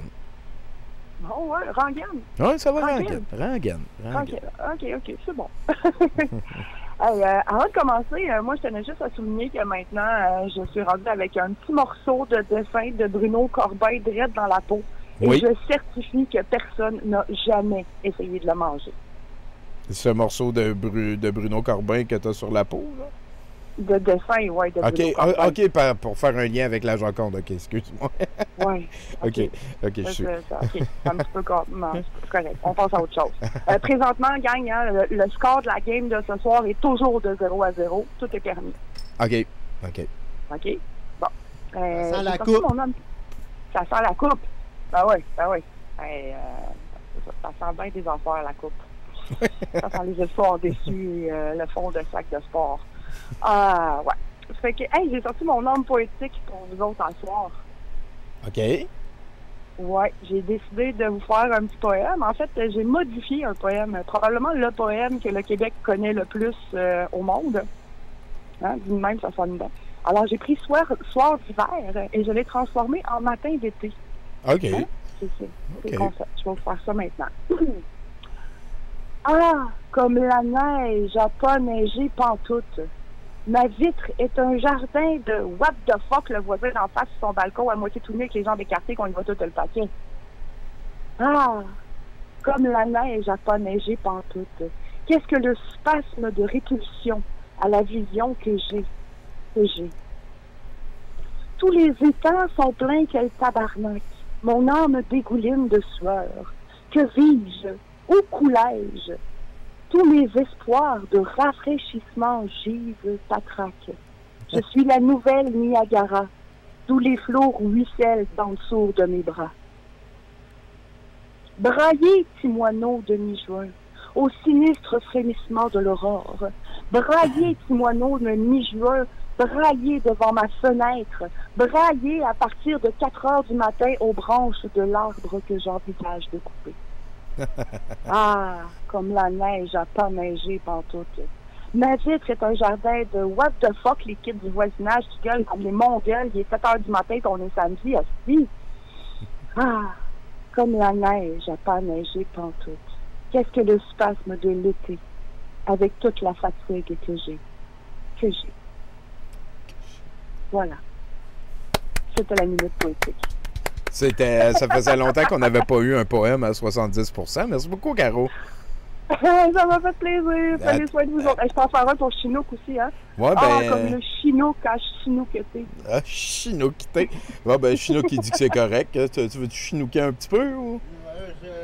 J'avale mes... OK, non, il a dit qu'elle a la gueule pleine. On s'en reparle. Merci beaucoup, Caro. OK, ciao. Bye. Ah là là, le 70% arrive à sa fin tranquillement. Il reste 2 chroniqueurs. Hein. On souhaite le mieux possible à Mathieu Boudreau. Hein. Vous le savez, Mathieu est allé au front. Il est arrivé une blessure de guerre, hein, quelque chose de très grave. Il ne pourra pas être avec nous ce soir, sauf peut-être tantôt, si on vibre assez tout le monde ensemble. Pour l'instant, on va aller parler à Coralie. Ça fait très longtemps qu'on n'a pas parlé à Coralie. Je me demande si elle a grandi, si... Qu'est-ce qu'il y a de nouveau dans la vie à Coralie? Es-tu en train de manifester, tu penses, en ce moment? Ben, peut-être. Hey, Coralie, est-ce que tu es en train de manifester présentement? Pas présentement, non. Fait que là, tu commences avec ta chronique qui commence. Oui, c'est ça. Mais on peut faire un brainstorm de slogan si tu veux, j'en ai toujours besoin. Tabarnak. Ça serait plus de transparence en finance. Moi, ça serait probablement ça, mon combat premier.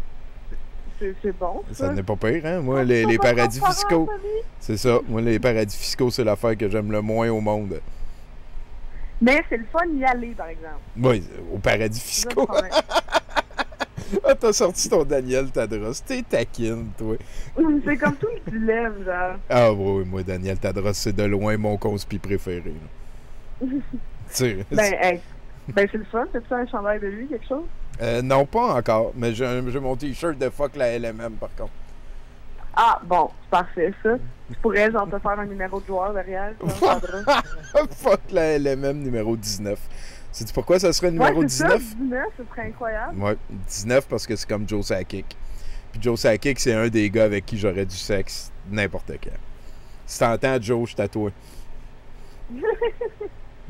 Ben, c'est nice, ça. Ben, écoute, peut-être que ça va arriver après Mercure rétrograde, parce que je sais pas si tu savais que c'est Mercure rétrograde en ce moment, t'as vu? Ah, t'es drôle, toi. Ben, ça fait du bien d'entendre ta voix, pis tout. Ça te fait du bien de m'entendre parler d'astrologie? Ben oui, ben tout, là, ça. Puis de parler de Daniel Tadros aussi, là. Ben écoute, moi aussi, puis j'ai hâte qu'on pitch ensemble avec lui avec une bonne pinte de bière au froid. Ça s'en vient, ça s'en vient. Mais c'est ça s'en vient, ce sera pas long, tu sais, parce que là, ça réouvre tout, mais pour l'instant, il faut comme traverser le Mercure rétrograde qu'on vit en ce moment. Tu sais, genre, j'essaie de pas trop croire à ces affaires-là, mais moi, toutes les fois que Mercure rétrograde, ma vie est de la colisse de merde.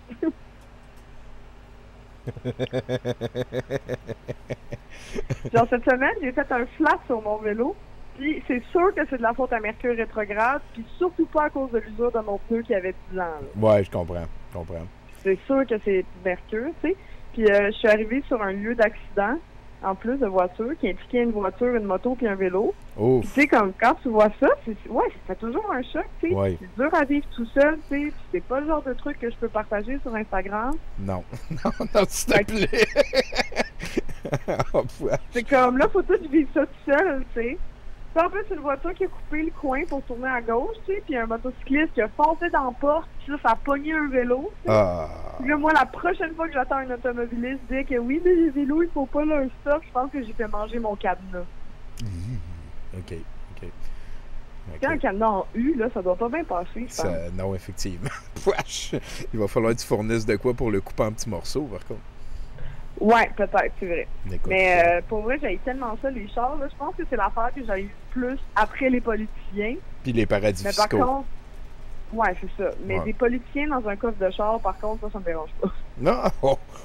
Oh, Coralie, violence! Quoi? De la violence! La violence? Ben non, là, pas quand c'est des gens qui le méritent.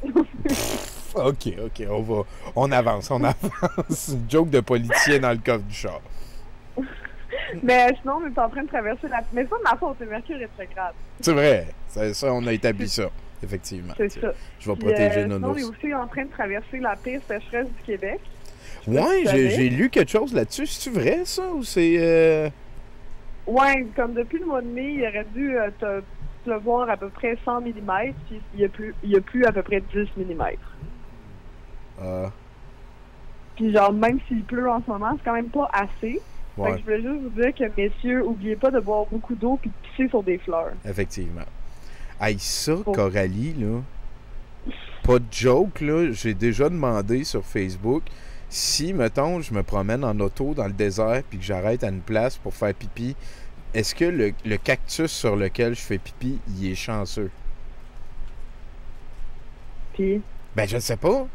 Il y a une fille qui m'a répondu « Ah, je te bloque, je te trouve trop niaiseux. » Puis il y en a une autre qui m'a dit « Je te suis plus. » Mais ma question était sincère, je ne sais pas. Ben, je pense que si t'as bu de l'eau, c'est pas si pire. Mais si, genre, c'est de la pisse de lendemain de veille, là, j'en approche pas le cactus, tu sais. OK, bon, ben voilà. Tout par rapport à l'acidité. Et il y a Funny Frankie qui nous dit les femmes aussi peuvent pisser sur les fleurs. Effectivement, je pense que tout ce qui est vivant peut pisser sur pas mal n'importe quoi. C'est ça, c'est juste plus dur. C'est vrai. Oui. Ça va moins bien écrire ton nom. Hein. Exact. Ben, ça se peut, tu sais. Puis moi, je pense que la sécheresse en ce moment est causée par Mercure rétrograde. Le saying. Puis, ben non, là, je sais que c'est à cause du réchauffement climatique, mais je me dis que si je dis que tout est de la faute de Mercure rétrograde, ben, il y a sûrement un dude qui se pense plus intelligent que moi qui va m'envoyer des articles scientifiques pour me montrer que j'ai pas raison. Là, en disant que la sécheresse c'est de la faute à Mercure, ben là, je vais le forcer à lire des articles sur le climat, puis là, bam, il va vouloir agir. Génie, hein? Ouais, c'est un dossier qui est quand même assez stressant, effectivement. C'est le fun de voir, par contre, que tout le monde se mobilise pour agir au plus vite. Ben, c'est ça qui se passe tellement pas, tu sais. Je sais pas si t'as vu en plus les dirigeants du G7. Non. Ils se sont rencontrés en Angleterre. OK. Puis ils sont tous arrivés en jet privé. Puis là, c'était pour parler du climat, entre autres. Puis aujourd'hui, il y avait un spectacle aérien d'avions de chasse. Pour aider le climat. C'est ça. Moi, je suis comme rendu là, gonnez-nous dans la tête, ça va être moins hypocrite, genre. Ouais, c'est tabarnak. Je pense que les politiciens sont rendus tellement des vilains assumés que, genre, on leur remarque même plus, là. Genre, je suis sûr qu'il y en a qui se frotteraient les mains en riant de façon machiavélique, puis le monde voterait pour eux pareil. Ben, je pense que c'est plus le néolibéralisme que les politiciens, moi, je pense. En tout cas, j'espère, parce que tout cas, au moins... Tu sais, genre... Ouais. Québec solidaire a même pas une position que la science appuie pour le climat. Fait que j'ai de la misère à même avoir un peu de sympathie. Ah, fuck, hein. Ouais, ben, en tout cas, ça, c'est un dossier que ça n'a aucun crise de bon sens. C'est ça, c'est juste écouter la science, tu sais. La COVID nous a montré ça. Ouais. Je sais pas, tu sais. Parce que, tu sais, moi, ces temps-ci, je pense constamment à l'apocalypse environnementale. OK. Parce que je sais pas si tu le sais, je vais recommencer à en parler beaucoup à Twitter parce que la crise climatique et écologiste au Canada, la couverture médiatique a baissé de 64% depuis la COVID. Ah, OK, ouais. Puis là, je me dis, si j'en parle dans mes chroniques à douteux, je vais peut-être augmenter ça de 1%. Puis tu sais, Tommy, à quel point j'ai toujours rêvé de faire partie du 1%. C'est vrai. Enfin, tu fais partie de la solution. Exact, tu sais. Sinon, ben, c'est quoi, toi, t'es sur Urgence, machin, là,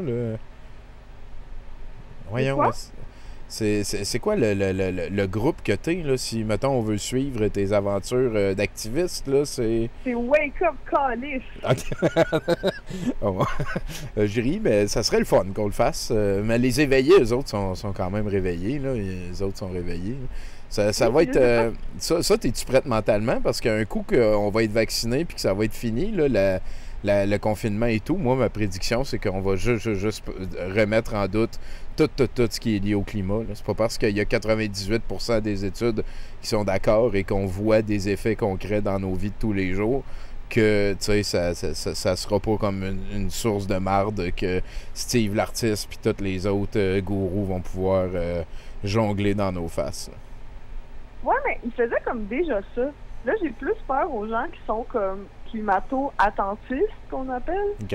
Genre, le climato-sceptique, maintenant, c'est juste ne rien faire, là. Ouais. Comme, oui, il y a les éluberlus qui sont comme c'est un cycle, puis c'est normal que la Terre se réchauffe.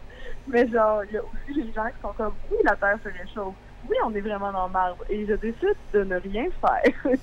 Ouais. Ben, ça va prendre... Moi, c'est ces gens-là qui me font peur. Ouais. Ça va prendre des actions au niveau des décideurs. Hein? C'est pas les particuliers qui sont les gros pollucateurs pis tout. Là. Moi, je t'encourage dans tes mesures, puis Wake Up Callis. Yes, Wake Up Callis. Puis je vais juste vous laisser avec le fait que Mel Goyer, que je connaissais avant, toute cette histoire, qui était une militante à Greenpeace, ben, sur Twitter, là, elle m'a volé mon truc, puis là, elle dit « Wake up, tabarnak! » Oui, c'est vrai. Elle dit comme la petite moyenne. Ben, écoute, je pense, mettons que t'as des parts en Mel Goyer, je t'invite à les vendre. Ouais, je pense que c'est ça que je fais. C'est ok, pas... j'y vais, la bourse, ça ferme bientôt, fait que go. À bientôt, Coralie, c'est gentil d'avoir appelé. Bye. Oh là là, hein? Mais c'est pour ça qu'il faut faire quelque chose avec la crise climatique. C'est pour ça qu'on doit engager plus de francophones chez le Canadien pour peut-être avoir une chance de gagner la Coupe Stanley. En français, à Montréal. Il est où Guy Lafleur? Il est où Mario Lemieux? Et à ce moment-là, on pensait à l'environnement. C'est un coup qu'on a la Coupe Stanley parce que le seul projet de société au Québec, faut pas se cacher, c'est la Coupe Stanley à Montréal, c'est sûr et certain. Ça nous amène à parler avec Mathieu Boudreau, mesdames et messieurs. On me confirme que son médecin lui a laissé nous parler. Mathieu qui est dans un respirateur artificiel et qui est Dart Boudreau, hein, comme on appelle. Comment ça se passe, Mathieu? Na na na na na na na na. Hey, de la note murte. Tu sais que c'est la fête à de la note murte aujourd'hui? Non, je savais pas. Non, c'est là. C'est ça. On fait de bonne fête, hein? Ben oui, bonne fête de la note murte. Bon. En tout cas, je faisais une référence au hockey, mais tu me connais, je n'y aille. Ouais, c'est parce qu'on s'en... Ouais, moi, le sport bas. En général. Et c'est ce qui fait en sorte que ça fait 2 semaines de suite que je te parle de ma santé. Ben oui! Ouais. J'ai mal dans le bras, Tommy. Mais j'en ai parlé à ma mère, tu sais. J'ai téléphoné à ma mère, parce que ma mère, elle habite pas à Montréal, hein. Fait qu'il faut que je téléphone. Et là, j'ai dit, maman, c'est ça, j'ai une blessure physique, mais fais-toi-en pas, ça va bien. J'ai des anti-inflammatoires. Et fait que là, elle m'a dit ah, OK. Puis on a continué à jaser. Puis à un moment donné, elle m'a demandé, elle m'a dit mais Mathieu, as-tu des antibiotiques pour ta maladie? Non, c'est des anti-inflammatoires, maman. Ouais, non, j'ai réexpliqué. OK. J'ai réexpliqué une couple de fois. Mais c'est comme ça qu'on l'aime mettre un peu. Ben mais oui, ben oui. On l'apprend comme elle vient. Là, écoute. Elle est super cute, ta maman, en plus. Elle est gentille, en plus. Oui, c'est ça. J'ai quand même expliqué pour être sûr qu'elle raconte comme du monde. oui, t'as bien fait. Bon, ben ça, on prend pas de chance avec elle. On l'aime de même. Mais ceci étant dit, j'ai des nouvelles de ma santé et c'est des bonnes nouvelles. Hein, parce que mon bras gauche bouge plus, mais c'est quand même des bonnes nouvelles. Ben, c'est bon, Chinook, tu peux relâcher de la souris, on n'aura pas besoin de la sacrifier. Ah, c'est ça. Non, sacrifiez plus vos souris à la maison. Ça fait une semaine que le monde m'écrit pour me dire sur Internet qu'ils sacrifient leurs animaux en mon nom. Calmez-vous. Oui. Non, on n'a pas besoin de ça. Il y a tellement d'animaux qui meurent dans les animaleries puis les shelters. Non. Arrêtez ça. Oui. C'est ça. C'est un cas léger de capsulite, Tommy. Fait que je vais m'en sortir. Et d'ailleurs, quand j'étais dans le bureau du médecin, elle m'a expliqué ça comme du monde. Il y a comme 3 stades à ce truc-là pour elle. Il y a le premier stade qui est léger, qui est le mien. Ça, c'est une douleur qui est à 10 sur 10. Tu as l'impression que tu vas mourir, mais c'est léger. Ah oui. Ouais, je ris, mais je sais pas trop pourquoi. Là. Ben non, mais ris. OK.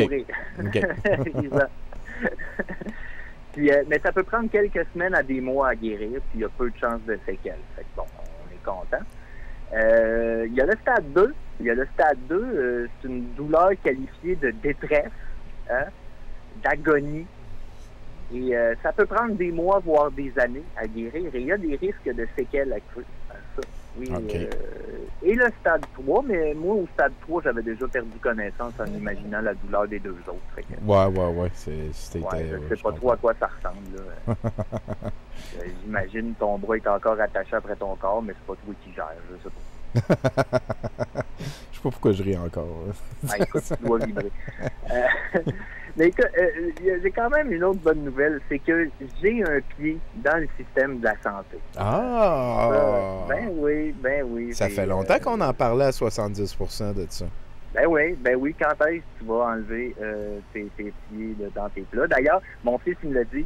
Il m'a dit, papa, ça fait changement que d'avoir les pieds dans les plats. Bon, je l'ai envoyé dans sa chambre, c'est évident. Mais sans crier, hein? Parce que ça fait mal quand il crie. Je te suis, man. Ouais. Puis, ben là, ça peut prendre jusqu'à 2 ans, il paraîtrait, hein, pour obtenir un médecin de famille au Québec. Fait que je me suis mis quand même sur la liste. Tu sais, comme je disais là, un pied dans le système de la santé. Effectivement. Fait que là, t'es rendu avec un médecin de famille? Non. Pas encore, OK, c'est ça. 2 ans, dans 2 ans. Ouais. Un pied. Un pied, ouais, pas 2, je comprends. Ouais. D'ailleurs, moi, j'ai été bénévole durant mon rendez-vous à l'hôpital, Tommy. Hein,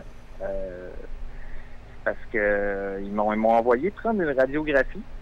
Fait que je suis arrivé en haut à la radiographie, puis il y a une personne qui m'a vu, hein, puis elle était habillée en infirmier, cette personne-là. Fait que puis elle m'a demandé, êtes-vous là pour une radiographie? Fait que moi, j'ai répondu oui, et elle m'a dit, ben soyez-vous là. Et il y avait une chaise, ça tombait bien. Fait que je me suis assis sur la chaise. Et la personne a fait rentrer l'autre personne qui était avant moi dans la file d'attente, qui était de 2 personnes. Jusqu'à maintenant, tout va bien. Et là, moi, j'attends une vingtaine de minutes jusqu'à ce que mon téléphone sonne. Et je réponds. Et c'est la secrétaire du docteur qui, elle, est un étage plus bas. OK. Et qui me demande, avez-vous passé votre radiographie, M. Boudreau? Ben non. Et moi de répondre non, j'attends là où on m'a invité de m'asseoir. Oui, c'était-tu toi qu'il fallait qu'il aille la prendre tout seul, genre, une radiographie faite maison? Là? Ben là, il y avait un silence, Tommy. Ben oui. Il y avait un silence. Elle me dit d'accord. C'est parce que la dame qui était avant vous est descendue et elle nous a dit qu'il ne pouvait pas faire de radiographie aujourd'hui. Là, il y avait un autre silence. Là, j'ai réfléchi un peu, tu sais, puis j'ai répondu, ben, je vais leur demander, puis je vais descendre s'ils en font pas. Hein? Parce que des fois, il faut que tu... Fait que là, je rentre dans la salle des radiographies, puis je dis bonjour à la personne, tu sais, puis on m'a dit de m'asseoir ici pour la radiographie, mais là, la secrétaire d'en bas vient de m'appeler pour me dire que je suis en train de travailler pour eux autres, clairement. Clairement, je suis en train de travailler pour eux autres, je veux ma paye. Écoute, en plus, j'étais blessé au travail. C'est quoi ces normes-là? Ils m'ont plaint dans mon syndicat, Tommy. Ton syndicat, oui, Mathieu, oui. Bon. Ton syndicat des chroniqueurs de 70%, genre? Ah oui, non, mais en tout cas, la madame m'a répondu quand je lui ai demandé c'est ça, s'il faisait des radiographies, ben, elle m'a dit ah non, on n'en fait pas aujourd'hui, vous auriez dû venir me voir. Bon, je suis resté poli, mais j'avais quand même un minimum d'une question. Genre, comment je suis supposé de savoir que tu fais pas de radiographie quand tu m'invites à m'asseoir en attendant ma radiographie? Si toi, tu viens pas me voir pour me dire que tu fais pas de radiographie, comment tu penses que moi, je le sais que tu fais pas de radiographie? Surtout que tu étais dans la salle de radiographie, puis la fille t'a dit assis-toi là. Question pertinente. Ouais. Écoute, je le suis, t'es en train de penser, Mathieu. En tout cas, je me sentais comme Mathieu Perspicace, tu sais. C'est comme genre Monsieur Rond puis Madame Impatiente, mais là c'est Mathieu Perspicace.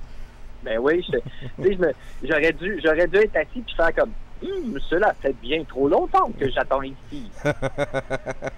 Ben au moins l'autre, elle a eu le réflexe de te téléphoner à un moment donné. Ben oui, à un moment donné. Mais bon, là, ça fait longtemps que j'attends ici. Mon intuition me dicte que ce radioscope fait encore des siennes. Non, mais Tommy, je suis pas obligé de googler le nom de l'appareil qui sert à prendre des radiographies dans le but de m'insurger devant l'incapacité. Hein, je suis d'accord. À transmettre l'information. Je suis pas supposé de faire ça. Je refuse, Tommy, de m'informer davantage à propos de la radiologie. C'est pas ma job. Moi, je trippe pas rayon X. Non, c'est OK, pas. OK, c'est nice. C'est nice, la résonance magnétique, là, les fluoroscopes, là, mais je suis pas là pour ça. Moi, j'ai mal dans le bras gay de moi. Ben oui, c'est ton affaire de bras encore. C'est pas ton affaire de dos avec la bosse puis tout, puis 17 ans. Là. Non, mais ça, c'est mon gros problème. C'est ma bosse dans le dos, mais on va y revenir. J'ai d'autres chroniques. Oui, chaque semaine, mon gars. À chaque semaine, depuis 8 ans. Tu fais là, j'adore. J'ai du fun, Chris, on tripe. En tout cas, ben, la secrétaire était gênée, il faut se le dire. Là, la secrétaire était gênée de ce qui arrivait. Là. Tu sais, elle me dit, voyons donc, ça n'a pas de bon sens. Fait qu'elle m'a imprimé 3 pages de Google Maps avec comment me rendre à la radiographie. Je me suis ramassé, je suis mélangé. J'ai fait de l'autobus toute l'après-midi. Écoute, mon bras était super content des vibrations qu'il y avait avec ça. Du plaisir. Hein? Comme j'ai dit, hein, j'ai un pied dans le système un pied, ouais. Du plaisir. Maintenant, mon bras va rentrer dedans. Tu penses que ça va être ton bras avant ton deuxième pied, genre, qui va rentrer? Je vais essayer, en tout cas, parce que c'est lui que ça presse, ça. Oui, je comprends. Fait que je vais essayer de rentrer avec le bras, parce que là, j'ai un pied, fait que c'est comme si tu me donnais un peu un swing. J'aime ça, Mathieu. Écoute, moi, je suis content, en tout cas, que ce dossier-là est dans la bonne direction, puis je suis content que ce soit la première étape des 3 que tu disais tantôt, là. Moi aussi, ça a pris 5 jours, Tony, avant que je sois capable de voir un médecin. C'est fantastique. Ouais. C'est fantastique. Si le bras me bougeait plus. Mais je voulais juste pas aller à l'urgence. J'avoue que j'aurais pu aller à l'urgence, attendre 13 heures là, en attendant, là, mais non, j'ai pas fait ça. OK. Ouais, non. Anyway, t'as un pied dans le système. C'est ça qui est important. Ben ouais. Ne manquez pas, la semaine prochaine, je vais tenter de mettre mon deuxième pied. La semaine prochaine, tu vas peut-être pouvoir venir enregistrer ici live. Là. Je pense que les mesures commencent à tomber puis tout. Là, ça serait cool de te recevoir. On s'en reparle.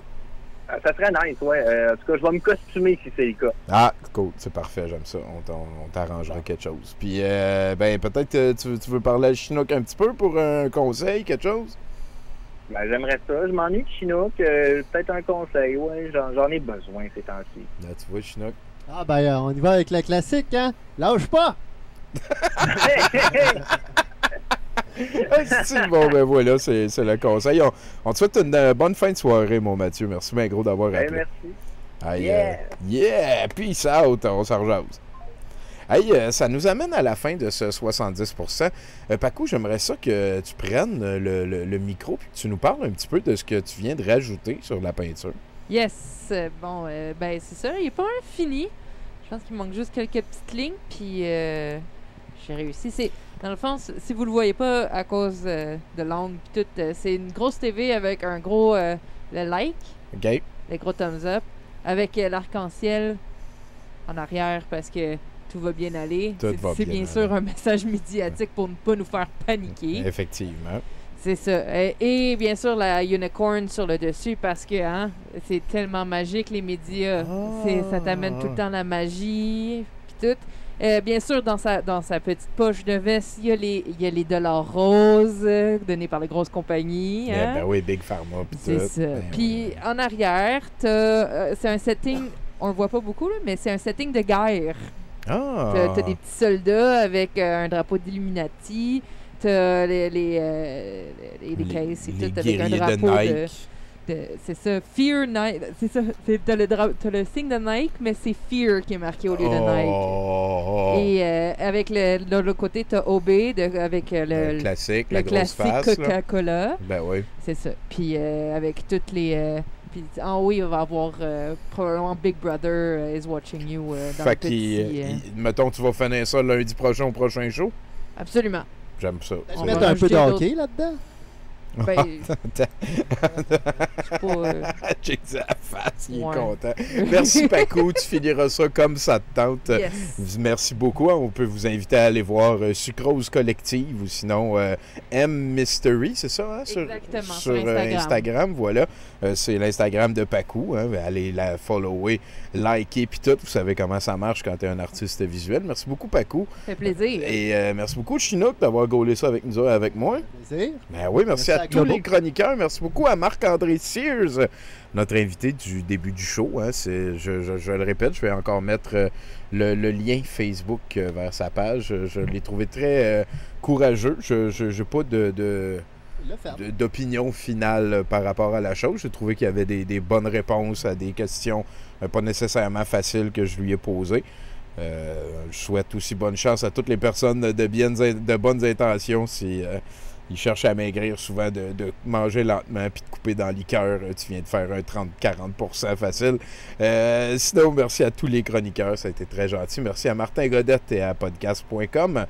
Je pense que c'est pas mal ça pour le show. Hein? Je vais arrêter l'enregistrement et vous souhaiter une excellente semaine.